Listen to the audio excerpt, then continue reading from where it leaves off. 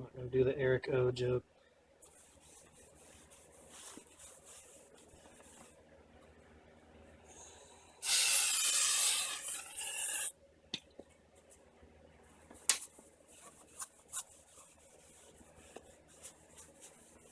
I must use a can of brake clean per video.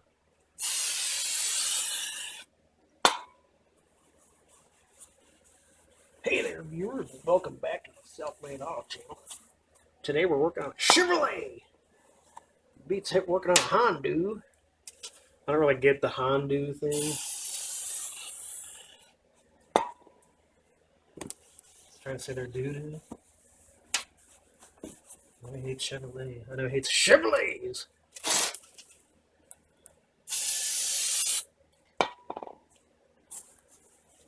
Tell you what, never seen a YouTube personality be so funny with just, you know, regular everyday commentary. But somehow that dude is hilarious. I don't know. How does he do it? How does he think of this stuff?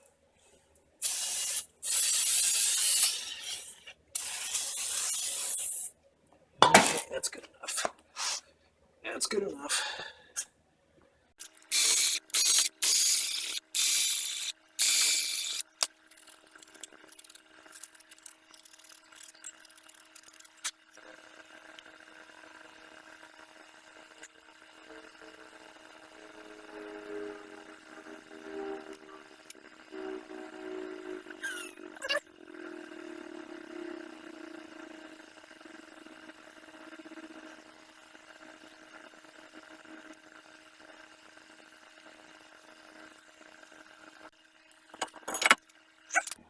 So here's an issue back here that I noticed. Once you've got the caliper bolted up, there's no room to put a torque wrench in there because this shock is in the way. So what I did was I just loosened this bolt, got a jack under here. I don't know if that's necessary or not, but I put a jack under it just in case, and then pushed that shock out enough so that I could get a torque wrench in there.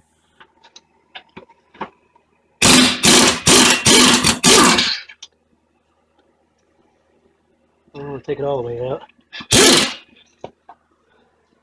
That'll do.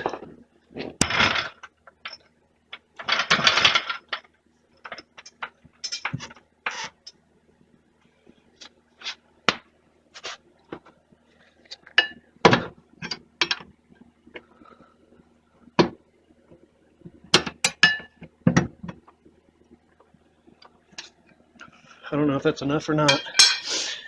We'll see. Nordlock washers and red Loctite. I guess I'll go ahead and put the bracket on first.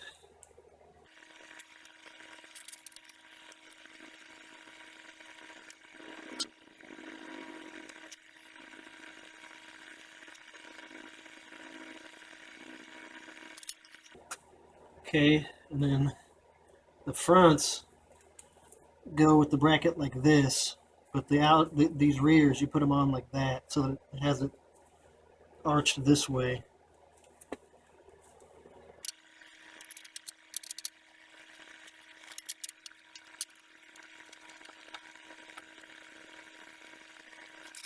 Alright, so I figure this bracket's no different than the stock bracket.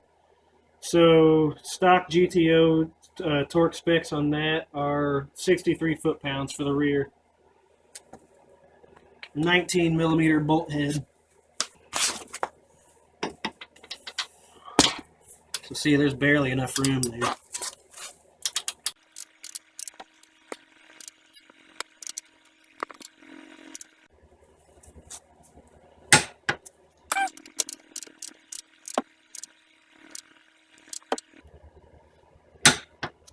Alright, so 63.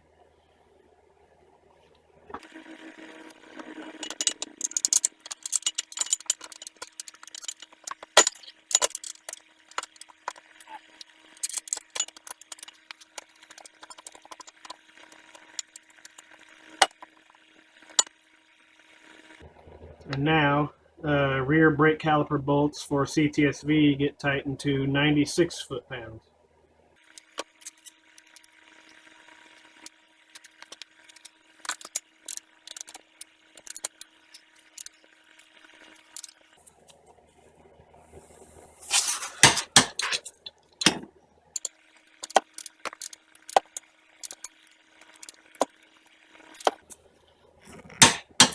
Okay. When I compare these pads, they all have squeakers in the same spot. They seem to all be identical, and it doesn't seem to really matter where they go, so I hope that's the case.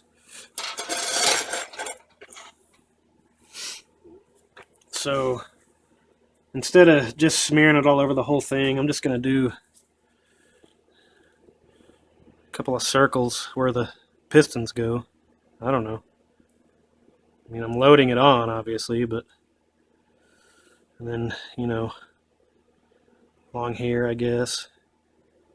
Anywhere where metal's going to go. And on the fronts, I went ahead and put a pin in just to hold them because they wanted to slide around, but I'm pretty sure, since this is sitting so vertical, they're not going to want to slide around. Their gravity's just going to pull them straight back that way, so...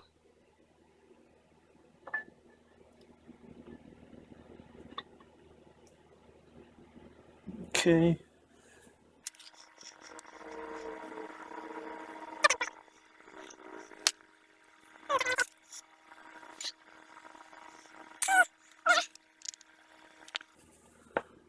This is the grease I'm using. Silicone only, no petroleum-based grease.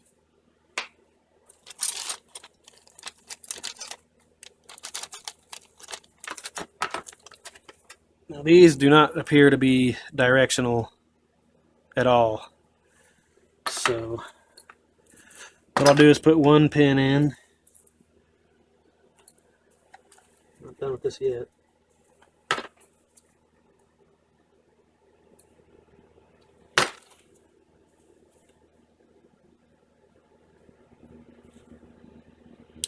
I don't know if this thing's just going to scrape all that off when I push these in or what.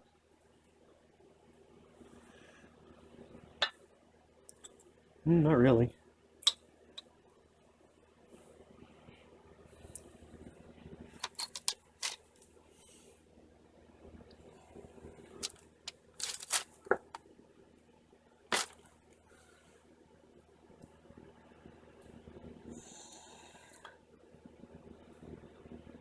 I'm only going to get this one started because you have to put that pad thing in. I'm only going to put it that far in. And I don't really know how to lube these, so I'm just going to put some here and here. Because as I understand it, those push like that, and then these angles push the pads back out when you let off the brakes, I guess. I don't know. I guess I'm going to put some here. And just a little bit there. So, now,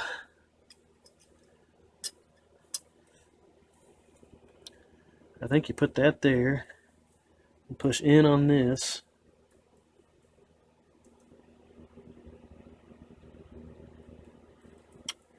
I can get that to move. There we go.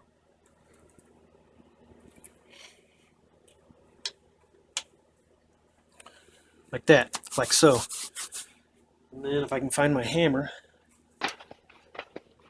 where I can actually swing this thing.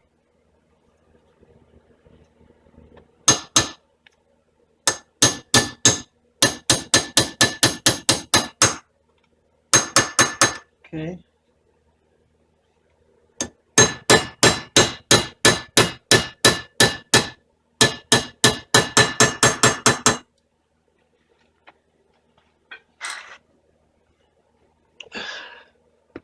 And now that I'm down here, that thing's not really lined up very well.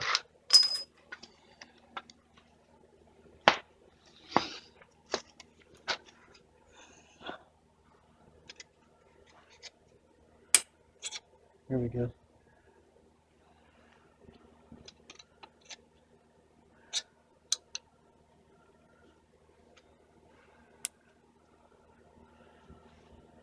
It'll probably center itself after a few stops.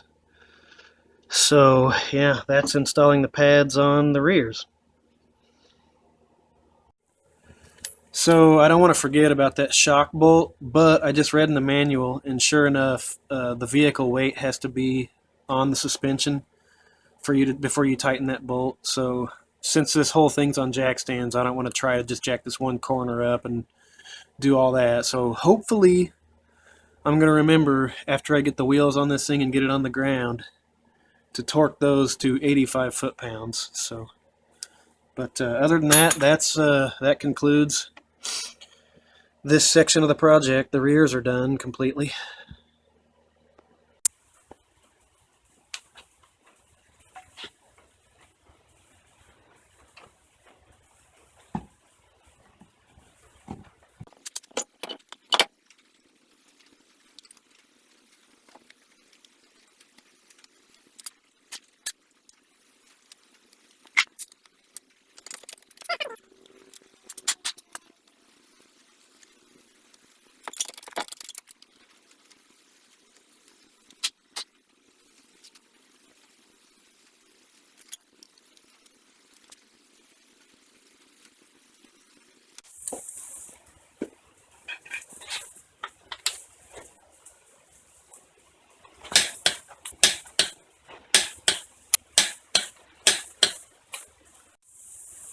And I did not forget to torque that lower shock bolt to 85 foot-pounds with the weight of the vehicle compressing the suspension.